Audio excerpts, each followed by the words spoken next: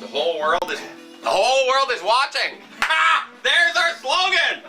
Yeah, I like it. Yeah, that was pretty hilarious. Tooker coming up with the slogan for his brand new TV channel, TOTV.ca, on January 29th, 2003. Welcome to the Tooker Tapes Project Update Show. I'm Kelly. In behind is a gentleman from Bogota, Colombia. Tooker is interviewing him with regards to all the great work he did in that city in promoting bicycles and reducing the amount of cars. For today's show, I'm going to give you a full-length interview with Hamish Wilson that shows up to Havelock Street headquarters and sits down with Tooker. It's hilarious. It's jam-packed full of information, and Tooker is an absolute ham. So I hope you do enjoy that. Thanks for watching the show. Please do like, subscribe, comment, share, do all that stuff. Buy me a coffee. I don't know. Send me a check. All that stuff. Okay, cheers, guys. Peace out. There we've got Hamish Wilson. Where were we? Well, now I should just say Hamish is a radio guy, so he's you may never have seen him before because it's usually just his voice, and we're very lucky with TOTV to have Hamish Wilson live in person with his face as well, the face behind the voice. well, Toronto and the world is lucky to have TOTV. Thank you, Tooker. I know you've been plugging away at sustainability and telling people about it for quite a few years yourself, along with Angela, and so thank you, and glad to be here. Great T-shirt, by the way. Thanks. Great T-shirt. I'm glad you dropped by as unscheduled. Yeah. So tell me what's on your mind. Well, of course, there's the Front Street extension. This $250 million. Can I stop you there? Yep. I'm calling it the Front Street fiasco because why use their language? But go ahead. No, I know. That's a very good point because language can help define things. You know, you could call it the Front Street exit ramps. I've been tending to call it a mad, foolish proposal to try and bring in the MFP scandal that we're enduring here, this computer leasing scandal, which... Our viewers in Jakarta may not be familiar with the MFP issue. No.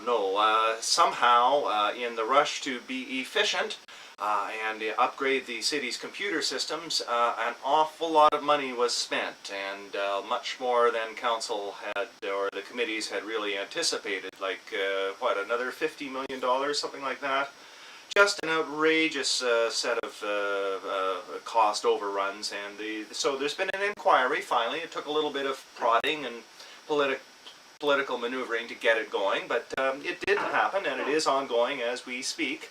And some fascinating stuff is coming out about how business is done at City Hall. And so is somebody going to be lose their job, or councillors who are going to be de-elected because of this scandal? Well, it's I think it has that potential. There's no doubt about it because the thing will keep on going till summertime or so, and it seems as if there's an awful lot of rocks with little things moving underneath them that need still to be overturned and bring some light into everything. So.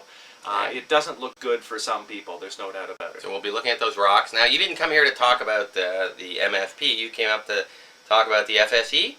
The FSE, yes. The Front Street extension, that is, or the Front Street fiasco. Some other.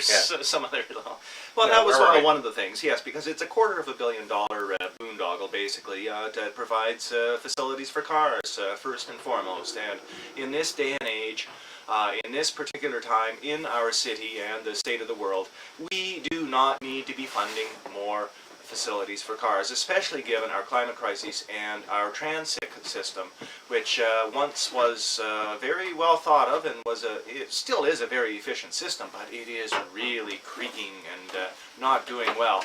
And now we're just to orient people. This is the satellite map of North America, and we're in Toronto, so you can see Canada is the northern part of Turtle Island, North America, and that's Hudson's Bay there. You can see that, and then down below it is James Bay. If you keep going down, those are the Great Lakes, and that Great Lake there, I think it's that one, is Lake Ontario, and on the northern end of Lake Ontario is Toronto, and as you can see, it's moving. Toronto rocks. Okay, Hamish, back to where we were. Yes, and this basically it's a pair of on-ramps for a local expressway, and we're having some challenges about how to renew our waterfront as well, and this particular project has a lot of momentum, especially with the car-driving suburban councillors, And you just think of all the problems that we have. You know, it's lousy energy policy, it's worse environmental policy, it's not city building, even though there's a little bit of attempt to call it city building, because there's a bit of a cul-de-sac, relatively speaking, in the area west of one of the streets there, Bathurst Street. It's kind of cut off, and Front Street comes right into it, and they want to sort of shove it through.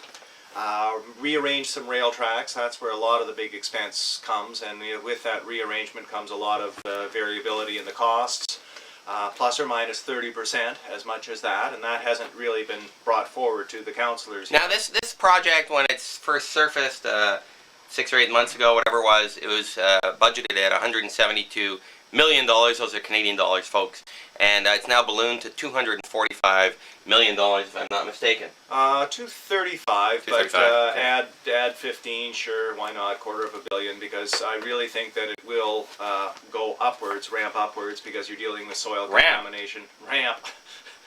Bad projects are rampant here. But they're ramping up for the ramp, is what you're saying. Well, something like that, yeah. Hamish is well known for, we call them here Hamishisms, and they're these kind of puns and weird things. Repugnant problems. Now, I had put in a call yesterday to Councillor Walker, who's one of the most outspoken city councillors of the 44 city councillors plus the mayor. There's 45 members of council in Toronto, and Councillor Walker is one of the more, well, he's one of the councillors with the most integrity, I would say, and he returned my call. Let's give him a call right now and get him online on TOTV 7906 and get his comments on the Front Street. That would be interesting. Do we know where he stands? No, we don't. Okay. It might be interesting, because I do agree that I will give Mr. Walker some credit for being having integrity and having independence, and it's a rare commodity sometimes. Well, he was the councillor, as viewers may recall, that was solidly against the Olympics, and he said so. Toronto put in a bid for the Hello, Olympics. this is Councillor Michael Walker. Thank you for calling. No, it isn't. It's his voicemail. Unfortunately, we can't answer your call right now, but please leave us a message after the tone. Make sure you leave your name, address, telephone number, and the reason for your call, and we will return your call as soon as possible. Thank you again for calling, and have a nice day. Thank you, Councillor Walker. Tooker Gomberg here calling. I'm at 416. Try me on my cell phone at 558-2453. I'm calling from TOTV, and we're doing a live broadcast here, and wanted to get your comments on the Front Street extension. I'm sitting with Hamish Wilson. Hamish, do you want to... Hello, Mr. Walker. So we'd like to hear from you sometime today, if possible. This is, you've probably heard, this is turning into, it's turning into another Adam's mind. The emails are flying around. I did get an agreement from Chris Koren-Kaczynski, Councillor Kaczynski, Koren-Kaczynski, to make it time specific for Wednesday at 2 p.m. next week. In a week's time, it'll be at council, and by all reckonings, there's going to be a packed house. Well, we'll see. Now, Mr. Walker, we would be interested in knowing what your thoughts are about the Front Street extension. If you would axe it, kill it. The former City of Toronto didn't support it. There's a lot of cause for concern with the current proposals, including the financial costs. So please advise if you will support it, kill it, delay it. We'd be interested in knowing. Thank you. Okay, thanks a lot, Michael. Talk to you soon. Bye-bye. Okay, so we got that call in. That was good. Yep. And is there anyone else we should get maybe a word from? No, because there are 45 of them. Maybe the mayor's office. Well,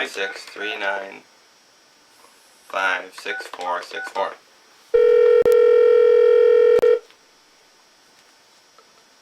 Thank you for calling Mayor Lassman's office. Kindly hold the line 1 moment, please. We're live on the air. People are around the world. Okay, we'll wait. We're very patient. Thanks. Yes, so... Well, just enough time for a commercial message. Brought to you by... Well, Mr. Walker was very supportive of the citizens' resistance to the forced amalgamation, as Don Heron called Sorry it. about the wait. How can I direct your call? Hi, thank you very much. It's Tooker Gomberg calling from TOTV. We're trying to get a comment from the mayor's office about the Front Street expansion. Yay or nay? What does he say? You need to speak to the communication staff of the mayor's office at the moment, sir. You have the switchboard. Can you hold the line for me, please? I'm holding. Yes. So, well, it's Mayor Lassman may want to leave a slightly more positive legacy than just a car arterial. He is resigning. He's agreed to Yeah, not to run again. He's not. He's running retiring. again. Yeah. And in his waterfront renewal pitch, he did mention the prospect of the West Waterfront RT, and it's really quite astounding that we're getting this car arterial. And there's been no analysis, no looking into the transit alternative. What would happen if we spent $235 million on improving the transit? And I started doing a little bit of figuring last night. If you took 200, basically it's all about shifting 1,000 cars at peak hours. 1,000 cars? Only. That's We where would spend. Yeah, I know. Let's $235 absolutely. Let's do the math. Let's do the math. Like, how much does it go? $235,000 per car. Yeah, and you think about how many free GO train rides that. That's the suburban. That's the regional, longer distance. The regional train system. Yeah. Haul that would probably do an awful lot for reducing that lakeshore traffic. And now you said Hall there. That's not an endorsement of Barbara Hall's no. campaign for mayor but of Toronto. It just would be very interesting to see what the mathematics of all that actually is, and I think we would save money by just giving away 1,000 GO tickets every day for the next 15 years, something like that. It might be cheaper. And maybe give away 1,000 tickets every day. Pay 1,000 people to ride their bikes every day. Hey, now there's a concept. Mr. Gomberg? Yes. Unfortunately, the call is coming back to you to front desk. This is with regards to Union Station, right? No, it's the Front Street extension. Front Street extension. Yeah. Hold on, okay? One moment. I'll try a different line for you. That's great, thank you. People are standing by. Well, it is interesting. There's some sensitivity to the Union Station issue. In the Star today, there was a big headline about some papers being trashed, some relevant papers. Newspapers? No, documents as part of the Union Station process. Shredding? Being shredded, yes, in the front page of the GTA section. Very interesting stuff. Now, to be fair, it may just have been a standard operating procedure to get rid of the evidence. dead wood. The evidence. Evidence, you said? Well, we don't know that for sure. We can't say, but we will be hearing more about this, I'm sure. Disappearing documents, shredded documents, and the fiasco. There's another fiasco of the Union Station, which is Toronto's main train station. Preeminent transportation hub, transit hub within the city. It's got an amazing capacity that isn't being used well enough. And kudos to former Mayor John Sewell, who's been spearheading this particular effort once again to bring some accountability and make sure that the public interest actually is there. There's some doubt and certainly some suspicion about the involvement of the mayor's office and some of the mayor's contacts with the group that's actually got the proposal, the winning bid. And there's a meeting actually today at the admin committee that may be worth picking up on. I don't know if you're around for that, Tooker. I think I may be elsewhere, but that might be an interesting meeting to go down to. Well, we did our first live broadcast yesterday from Toronto City Hall. From the committee meeting, the Planning and Transportation Committee was considering a new shelter bylaw to basically try to keep homeless shelters out of the neighborhood so that people's property values could be protected and businesses wouldn't have to have homeless people walking around and affecting business and scaring their customers away and stuff like that. And as it Mr. Gomberg? Yes? Hello, it's Ravina from the Air's reception. Yeah. Actually, the situation regarding the Front Street is being handled by the Waterfront Revitalization. Let me just transfer you to their line. One moment. Fantastic. That's great. So we are in the midst of our inaugural broadcast from the committee meeting, and the woman from the Globe and Mail, the reporter, showed up and said, "That's my phone plug." And she pulled the plug on TOTV's inaugural broadcast. Good morning. And we went off. Waterfront. Oh, hi. Who am I speaking with? Aaron Walker? Ann, hi. It's Tooker, Aaron. It's Tooker Gomberg calling from TOTV. We're broadcasting live now, and I'm having a discussion here with Hamish Wilson about the Front Street extension. And I'm curious, I called the mayor's office to find out the mayor's position on this project. I know it's coming before council on Wednesday. Apparently it's time specific for 2 p.m. What's his position on this issue? I can pass you through to Kristen Jenkins, our VP of Public Affairs, if you'd like. Fantastic. Thanks. Just a moment. We're live on the net with TOTV. Although, quite honestly, Tooker, I think an over-concentration of anything, including homeless shelters, can be deleterious for a neighborhood. So certainly there are some challenges sometimes with too much of something. And the bylaw was actually talking about shelters should only be on arterial roads. In other words, if you're rich, you can live on any road. If you're in a shelter, you can only be there with the cars and kind of the dump trucks. Yeah. That whole attitude actually has come through with the official plan as well, and that really the intensification that we need in the city is not really on the arterials so much, but throughout the city, including those more stable residential neighborhoods, we need to just intensify a bit. And of course, we're all slow and we don't always embrace change. Speaking for myself, it's a bit tricky. So yes, Tooker, interesting stuff. I hadn't expected to be... Hello, you've reached voicemail for Kristen Jenkins on Tuesday, January 28th. I am in the office today, but currently unavailable to take your call. Please leave a message and I'll call you back shortly. Thank you. Hi, this is Tooker Gomberg calling from TOTV. You can reach me at 416-532-3939. We're live on the air right now, and we're just trying to get a sense, and we've been bounced around quite a bit, a sense of the mayor's position on Front Street Extension. I presume that he's going to vote against the funds going to the Front Street Extension. Tell me if I'm wrong. I don't hear anything. Well, I presume from that the mayor, in fact, is going to vote against the Front Street Extension, unless we hear otherwise. Well, I doubt. Thank you. We'll see. Thank you. Yeah. Well, switching gears a little bit. This is part of just a little bit. This is part of why that we are concerned about the Front Street Extension. Tucker and myself and a lot of other people too. You know, you have the alternative, and I'll just move this beautiful bicycle a little closer to the camera there. You can see it. This is one of Tooker's. Oh, there we are. Bike. Yes, the amount of money that the Front Street Extension, that money, what it could do for transit, what it could do for promoting the bike plan, it's an astounding thing. Bikes are great for the urban environment. They don't suit everybody all the time, but they're a very good way for many of us to get around, and they don't consume that oil. And it dovetails very nicely with an article column in the current Manchester Guardian Weekly, and pardon me for photocopying it, but it's by a... Well, is that bad to be photocopying it? Well, you want to respect copyright and give people a little bit... Well, aren't you giving a plug here to the Manchester? Yeah, exactly. So...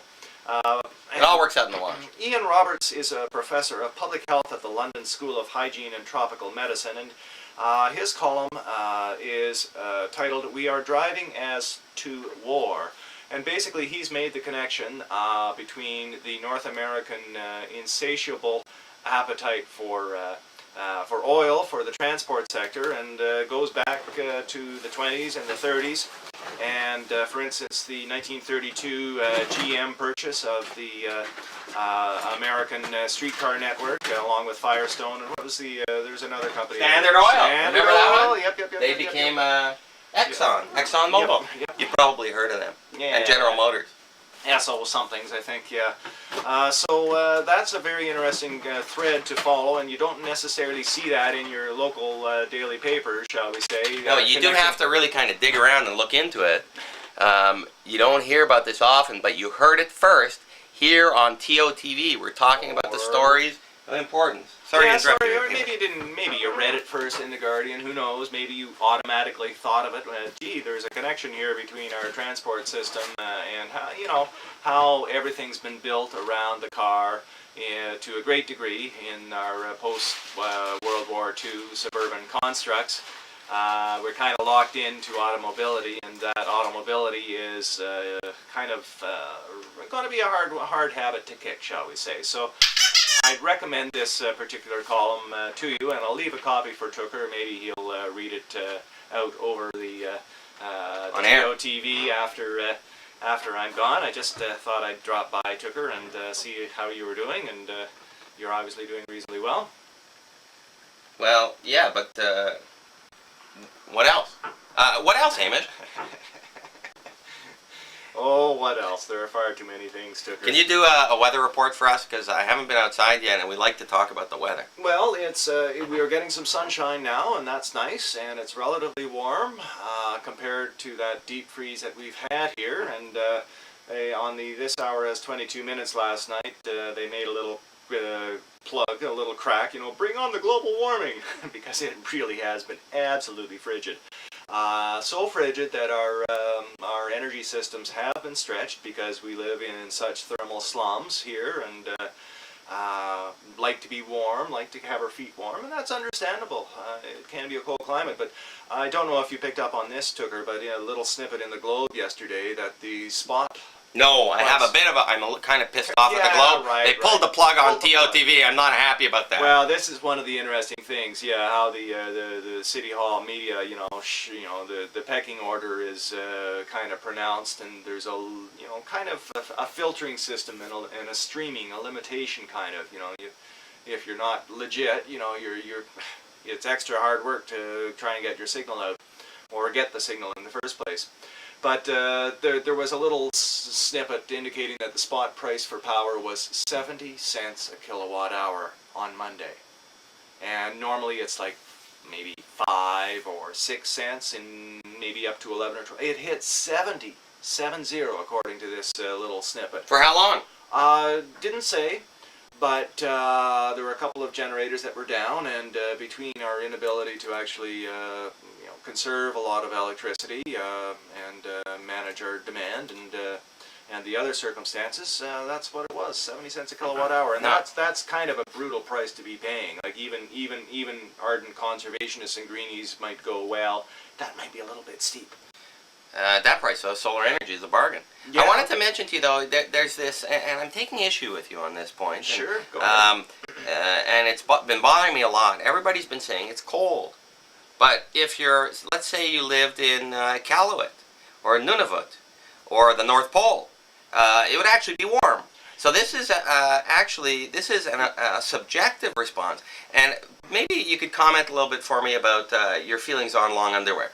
Well, it's very true, Tooker, that it is a subjective thing, and we've been relatively spoiled here in Toronto in the last few winters, in that we haven't had much snow, and we haven't had a lot of relative cold. It's been cool, but not cold.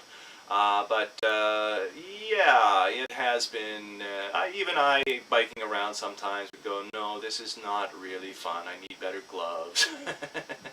So we're talking about gloves, not about cold. Yeah, well, layering up, as you have mentioned, that's part of the package, is making sure that you're layered. Well, we encourage people who are viewing, that's from Hamish, go get laid. Or did you say layered? Layered. Go Yes. get layered. Yes. And is there anything else? What were we talking about? Where were we? Weather. You wanted an update on the weather. So actually it's relatively mild at the moment, and sunny, nice to see the sunshine, and that's one advantage of having the snow, is that when the sun's out it reflects back the sunlight, so that you actually get an awful lot of light into your buildings many times from that reflected light from the snow, so that's great. But it's going to be going back to the chillier, colder type of winter weather this evening, and then it's warming up a little bit for the weekend, which is going to be. How do you feel about helicopters? The police choppers is an issue in Toronto. Wow.